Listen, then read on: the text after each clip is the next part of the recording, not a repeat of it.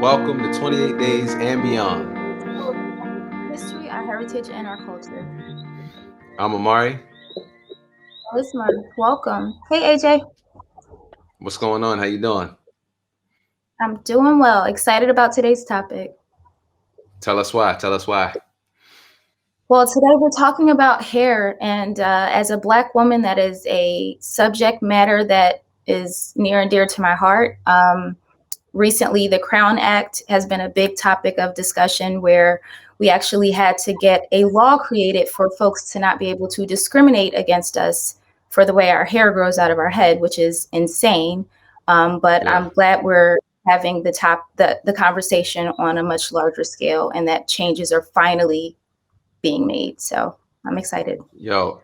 About And we today. are joined by the expert on this subject, Dr. Afiya Mbilishaka, who is a clinical psychologist and the founder of psychotherapy, to talk about this and so much more. So we welcome to the show, Dr. Afiya Mbilishaka. What's up, Dr. Afiya? Hey, how are you? I'm so excited to be on your Doing great. show. Yeah, Excited it's that good you're to have you for sure. So I want to begin beyond, that we know there's the Crown Act and all of that, but all of that is built off of your work with psychotherapy. So can we begin there? What is psychotherapy? Great question. You know, when you get a PhD, you start making up words. So psychotherapy is a word. So basically, psychotherapy is using hair as an entry point into mental health services. So this involves training hairstylists, social media influencers, all about mental health and how to get that message and information out to communities. Wow. What's interesting about that, I think, is that we've been having conversations within the Black community for years about how going to the barbershop or the hair salon is a form of therapy for so many of us. So I feel like the fact that you're linking the two in a way that you are is pretty awesome. Yeah, it feels natural, right? And the opportunities to actually have talk therapy, it's in those hair care services. Absolutely. Now you have an interesting background sort of in both worlds. Tell us a little bit about how that came to be. Okay, I'll give my origin story. I always I was the person doing hair at family cookouts. I even had a mini salon in my dorm room at the University of Pennsylvania. And I remember talking to my aunt Brenda on the phone one day about what career I should choose. So I was a psychology major, but I loved doing hair. And so I said, what should I choose? She said, well, why can't you do both? Now, I don't know if she meant for me to do both at the same exact time, but that's the way I interpreted it. I said, I can do therapy and hair together. So I would say that psychotherapy was birthed in my college dorm room at Penn, for sure. Wow. Shout out to Philly for sure. And what is the reception been? People love it. Anytime I say the word psychotherapy, they're like, tell us more. So it's really been a warm welcome from hair care professionals because they already know that they're therapists.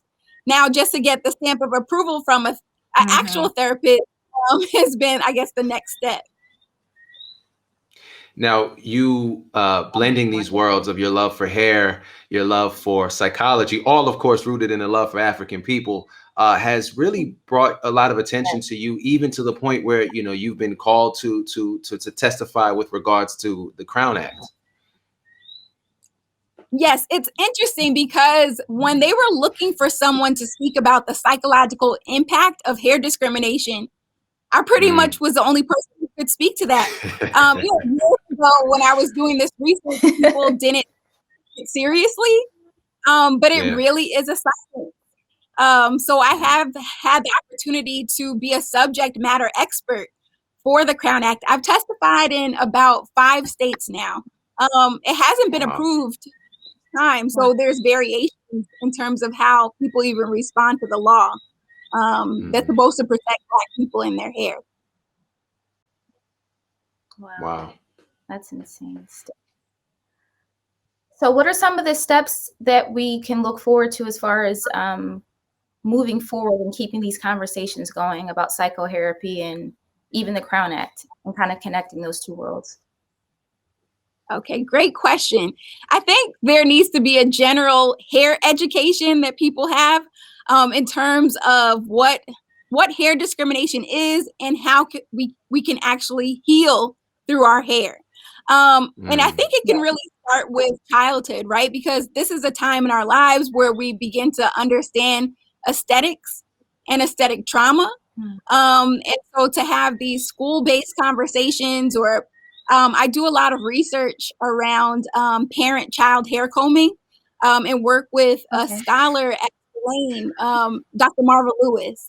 And so she has developed something called Talk, Touch, and Listen, that basically is a ritual around hair combing where parents and children can actually have these foundational conversations to learn about hair, to learn about Blackness, to figure out methods of healing, but maybe even talk about how to combat racism as well. So I would even start with talking to children about it in that way.